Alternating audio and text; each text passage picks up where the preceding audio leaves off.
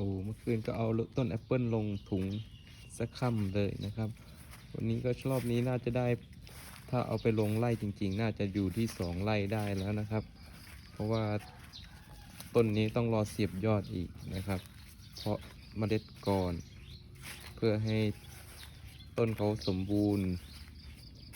แล้วค่อยมาเสียบยอดนะครับจะติดง่ายอันนี้ก็น่าจะอยู่ที่ประมาณเกือบ200 ต้น100 กว่าต้นนะครับถ้า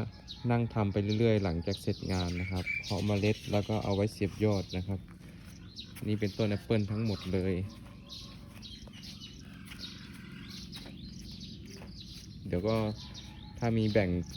คนที่อยากชอบปลูกก็จะเอามาลงขายนะครับตอนนี้ยังไม่มี